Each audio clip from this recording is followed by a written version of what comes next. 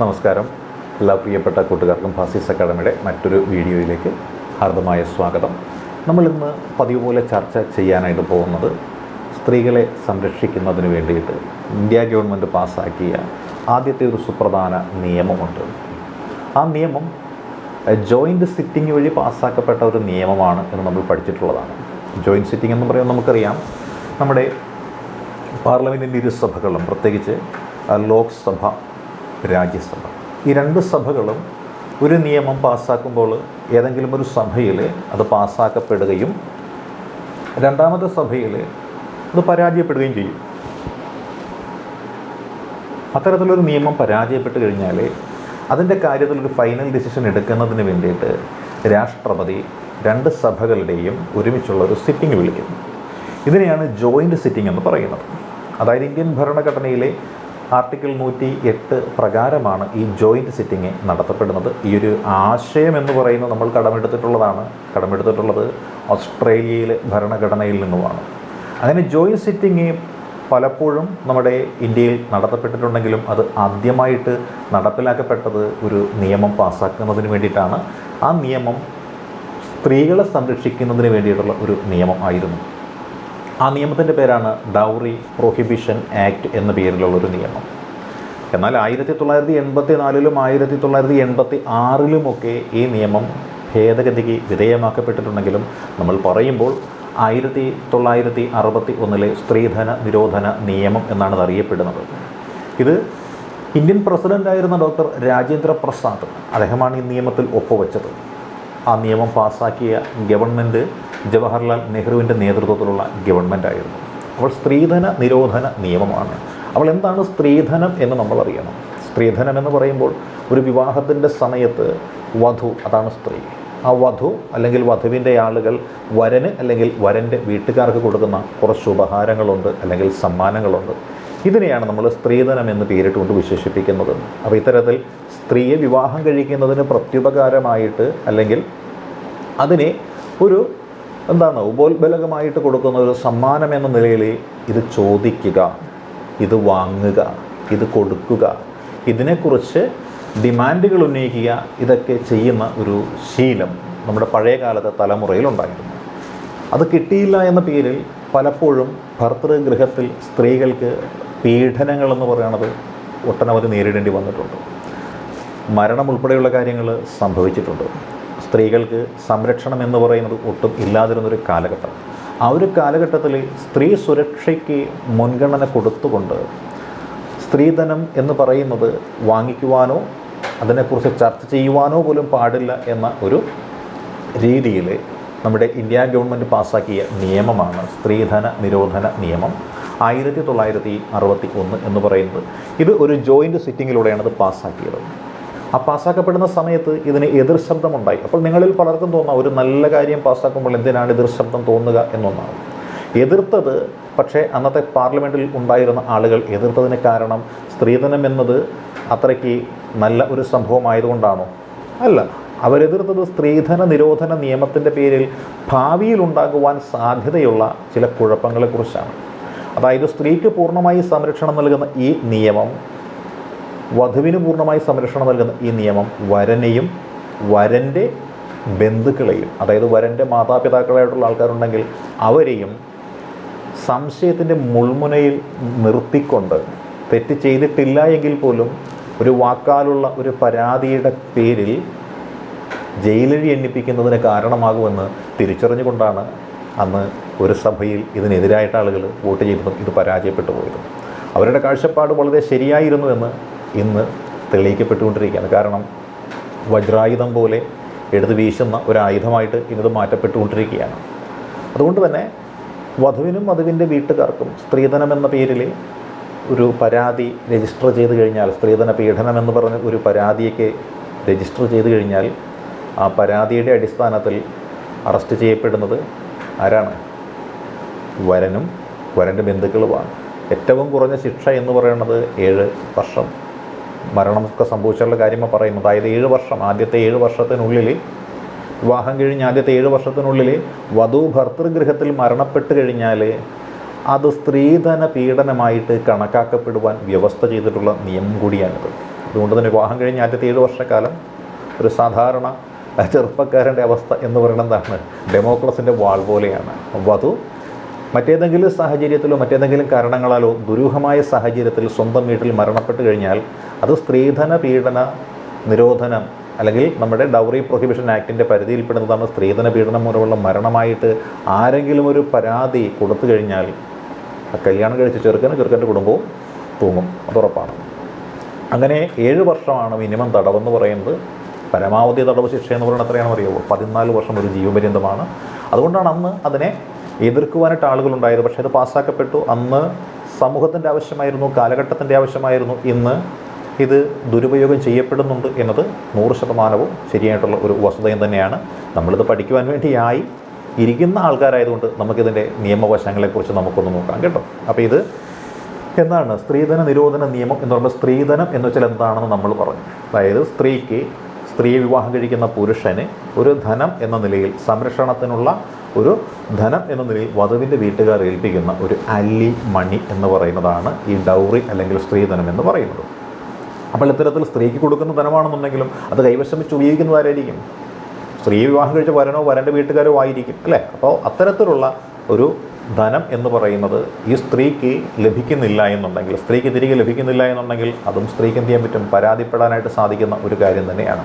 അപ്പോൾ വിവാഹത്തിനു ശേഷം 7 വർഷത്തിനുള്ളിൽ ആ ഭാര്യ എന്ന് പറയുന്ന അസ്വാഭാവികമായി മരണപ്പെട്ട് കഴിഞ്ഞാൽ ഈ ഭാര്യ, അവരുടെ സ്വത്ത് എന്ന് പറയുന്നത്, ആ സ്ത്രീക്ക് കുട്ടികളില്ല എന്നുണ്ടെങ്കിൽ ആ സ്ത്രീയുടെ മാതാപിതാക്കൾക്ക് തന്നെ തിരികെ ചെല്ലും. അതിപ്പോൾ ഒരു വിവാഹം കഴിഞ്ഞു, 7 വർഷമായിട്ടില്ല, 6 വർഷം കഴിഞ്ഞപ്പോൾ ഭാര്യ മരണപ്പെട്ട് കഴിഞ്ഞാൽ ഉടനെ സംഭവിക്കുന്ന കാര്യം എന്താണ്? അത് അസ്വാഭാവികമായ മരണമാണെങ്കിൽ ആ സ്ത്രീധന പീഡനം എന്ന ലേവലിൽ ഭർത്താവിന് എതിരെ ചിലപ്പോൾ കേസ് വരാം. ഈ ഭാര്യയ്ക്ക് എന്തെങ്കിലും തരത്തിലുള്ള സ്വത്തോ പണമോ അങ്ങനെ എന്തെങ്കിലും ഉണ്ടെങ്കിൽ അത് ആ ഭാര്യയുടെ വീട്ടുകാർക്ക് പോകും. അതായത് ഭാര്യയ്ക്ക് മക്കളില്ല എന്നുണ്ടെങ്കിൽ, ഭാര്യയ്ക്ക് ഈ പറഞ്ഞ കുട്ടികളില്ല എന്നുണ്ടെങ്കിൽ ഭാര്യയുടെ മാതാപിതാക്കൾക്ക് ആണ് പോകുന്നത്. ഇനി കുട്ടികൾ മൈനർ ആണെന്നുണ്ടെങ്കിൽ കുട്ടികൾ മുതിർന്നവരാകുന്നത് വരെ എന്ത് ചെയ്യുന്നു? ഒരു ട്രസ്റ്റ് ഉണ്ടാവും. ആ ട്രസ്റ്റ് ഇത് കൈകാര്യം ചെയ്യുന്നതുമാണ്. ഈ സ്ത്രീധന പീഡന നിരോധന നിയമം അല്ലേ, അത് ആർക്കൊക്കെയാണ് പരാതി കൊടുക്കാൻ പറ്റുക എന്ന് ചോദിച്ചു കഴിയുകയാണെന്നുണ്ടെങ്കിൽ അത് വ്യക്തിക്ക് കൊടുക്കാൻ പറ്റും അല്ലേ, സംഘടനയ്ക്ക് കൊടുക്കാൻ പറ്റും. ഇതൊക്കെ എന്താണ്? ഈ പറയുന്ന സ്ത്രീധന നിരോധന നിയമം, അല്ലെങ്കിൽ സ്ത്രീധനത്തിൻ്റെ പേരിൽ പീഡനം നടന്നു എന്ന് പറയാം, അല്ലെങ്കിൽ സ്ത്രീധന നിരോധന നിയമം ഇതാണ് അത് അംഗീകരിക്കാതെ സ്ത്രീധനം കൈമാറ്റം ചെയ്തു എന്നുള്ള കാര്യങ്ങളൊക്കെ പറയാം. അപ്പോൾ ഈ സ്ത്രീധനം എന്ന് വെച്ചാൽ വധുവിന് വിവാഹ സമയത്ത് കൊടുക്കുന്ന എല്ലാ സമ്മാനങ്ങളെയും വേണമെങ്കിൽ സ്ത്രീധനത്തിൻ്റെ പരിധിയിലേക്ക് പെടുത്താം. പക്ഷേ ചിലതിനെല്ലാം ഒഴിവാക്കിയിട്ടുണ്ട്. അതായത് ഈ മുസ്ലിം വിവാഹ നിയമപ്രകാരം, അതായത് ശരീഅത്ത് നിയമം എന്ന് നമ്മൾ പറയുന്ന നിയമമുണ്ട്. അപ്പം മുസ്ലിം നിയമം ചില ആളുകൾക്ക് ബാധകമാക്കും. അതായത് ആ വിഭാഗത്തിൽപ്പെട്ട ആളുകൾക്കാണ്. അവിടെ എന്താണ്? അവിടെ സ്ത്രീധനത്തിൻ്റെ പേര് പറയുന്നില്ല. അവിടെ ഡവറും മഹറും എന്നൊക്കെയുള്ള പേരുകളാണ് അതിന് ഉപയോഗിക്കുന്നത്. അതിന് ഇതിൽ നിന്നും ഒഴിവാക്കപ്പെട്ടിട്ടുണ്ട്. അതേപോലെ വിവാഹ സമയത്ത് വരനും വധുവിനുമൊക്കെ അങ്ങോട്ടും ഇങ്ങോട്ടുമൊക്കെ ചിലപ്പോൾ സമ്മാനങ്ങൾ എന്ന രീതിയിൽ കൊടുക്കും. അത് സമ്മാനമായിട്ട് ആണ് കൊടുക്കുന്നതെന്നുണ്ടെങ്കിൽ അതിനെ എന്ത് ചെയ്യുന്നുണ്ട്? പൊതുവായിട്ടുള്ള കാര്യങ്ങളിൽ നിന്ന് ഒഴിവാക്കാറുണ്ട്. ഇനി ആവശ്യപ്പെടാതെ തന്നെ അങ്ങോട്ടേക്ക് കൊടുക്കുക. അതായത് വിവാഹ സമയത്ത് ആവശ്യപ്പെടാതെ എന്ത് ചെയ്യുന്നുണ്ട്? പരമ്പരാഗതമനുസരിച്ച് വിവാഹം കഴിക്കുമ്പോൾ സ്ത്രീക്ക് ഒരുപാട് സ്വത്തുക്കളൊക്കെ സ്ത്രീയുടെ മാതാപിതാക്കൾ കൊടുക്കാറുണ്ട്. അപ്പോൾ അങ്ങനെ കൊടുക്കുന്ന കാര്യങ്ങളൊക്കെ എന്ത് ചെയ്യണം? അതെല്ലാം സ്ത്രീധന നിരോധന നിയമത്തിൻ്റെ പരിധിയിൽ ഉൾപ്പെടുന്ന കാര്യങ്ങളൊന്നും അല്ല കേട്ടോ. അതായത് കൊടുക്കൽ വാങ്ങലുകൾ തമ്മിച്ച് ഒരു എഗ്രിമെൻറ്റും ഉണ്ടാക്കാനായിട്ട് പാടില്ല എന്നാണ് പറയുന്നത് അല്ലേ. അതേപോലെ എന്തായിരിക്കാം? ഇത് ജാമ്യമില്ലാത്ത വകുപ്പാണ് എന്നുകൂടി ഒന്ന് ഓർത്തേക്കണം. അതായത് സ്ത്രീധനത്തിൻ്റെ പേരിൽ നമ്മൾ എന്തെങ്കിലും കാര്യങ്ങൾ ആവശ്യപ്പെടുകയോ വാങ്ങുകയോ കൊടുക്കുകയോ ചെയ്തു കഴിഞ്ഞാൽ അത് ഒരു പരാതിയായിട്ട് ചെന്ന് കഴിഞ്ഞാൽ ജാമ്യമില്ലാത്ത വകുപ്പാണ്. അപ്പോൾ ജാമ്യമില്ലാത്ത വകുപ്പാണ് എന്ന് പ്രത്യേകം ഓർത്തേക്കുക.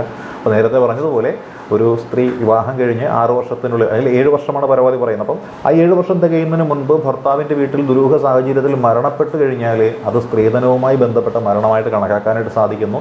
സ്ത്രീധനവുമായി ബന്ധപ്പെട്ട മരണത്തിനുള്ള മിനിമം ശിക്ഷ എന്ന് പറയുന്നത് 7 വർഷത്തെ തടവാണ് അല്ലേ. അതേപോലെ ജീവപര്യന്തം തടവുമാണ്. അതായത് കുറ്റക്കാരനല്ല എന്ന് തെളിയിക്കേണ്ടുന്ന ബാധ്യത എന്ന് പറയുന്നത് ഈ ഭർത്താവിനും ഭർത്താവിൻ്റെ മാതാപിതാക്കൾക്കും മാത്രമായിട്ട് വരുന്ന ഒരു നിയമം കൂടിയാണ് ഈ നിയമം എന്ന് പറയുന്നത്. ഇനി സ്ത്രീധനവുമായി ബന്ധപ്പെട്ടുകൊണ്ട് കുറച്ച് സെക്ഷനുകൾ നമുക്ക് പഠിക്കേണ്ടതുണ്ട്. വളരെ കുറച്ച് സെക്ഷനുകളേ ഉള്ളൂ. ഒന്ന് സെക്ഷൻ 3 എന്ന് പറയുന്നതാണ്.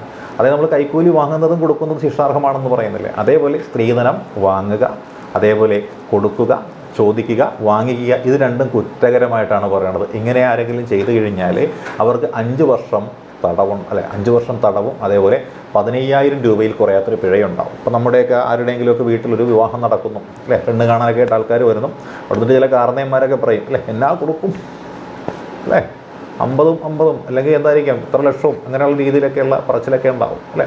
10 ലക്ഷം രൂപയും 50,000 അല്ല അങ്ങനെ 50 പവനും എന്നൊക്കെ പറഞ്ഞ് പഴയ കണക്കൊക്കെ ഇല്ല. ആ കണക്കൊക്കെ ഇങ്ങനെ പറയുകയാണെന്നുണ്ടെങ്കിൽ അതൊക്കെ ഒന്ന് റെക്കോർഡ് ചെയ്തിട്ട് ഈ പറഞ്ഞിട്ടുള്ള പരാതി പരിഹാര സെല്ലിനൊക്കെ കൊടുത്തു കഴിയണമെന്നുണ്ടെങ്കിൽ ഈ കാർന്നേരും അകത്ത് സ്ത്രീധനം ചോദിക്കാമെന്ന് ചേർക്കലും അകത്ത് പോകുന്നതാണ് അല്ലേ. അതുകൊണ്ടെന്താണ് ഈ സ്ത്രീധനം എന്ന് പറയുന്നത് കൊടുക്കുകയോ വാങ്ങുകയോ അതിന് പ്രേരണ നൽകുകയോ ചെയ്തു കഴിഞ്ഞാൽ അത് ശിക്ഷാർഹമാണ് എന്ന് പ്രത്യേകം ഒന്ന് ഓർത്തേക്കുക. ഇതെത്രയാണ്, എത്ര രൂപയാണ്? 15,000 രൂപയിൽ കുറയാത്ത പിഴയും ഉണ്ടാവും, പിന്നെയോ 5 വർഷത്തിൽ കുറയാത്ത ഒരു തടവും അതിനുണ്ടാവും അല്ലേ. ഇനി വീണ്ടും നമ്മൾ നോക്കിയാണ് അത് നേരിട്ട് ഉള്ള ഇടപെടലാണെങ്കിൽ അതാണ്. ഇപ്പം നേരിട്ടുള്ള ഇടപെടൽ ബ്രോക്കർമാർ അല്ലേ ഉള്ളു. അപ്പം അങ്ങനെ ബ്രോക്കർമാർ മുഖാന്തരമാണ് ഈ പരിപാടി നടത്താൻ പോകണമെങ്കിൽ അതിനെ ഒരു ശിക്ഷയാണ്. അതാണ് സെക്ഷൻ 4 പ്രകാരം പറയുന്നത്.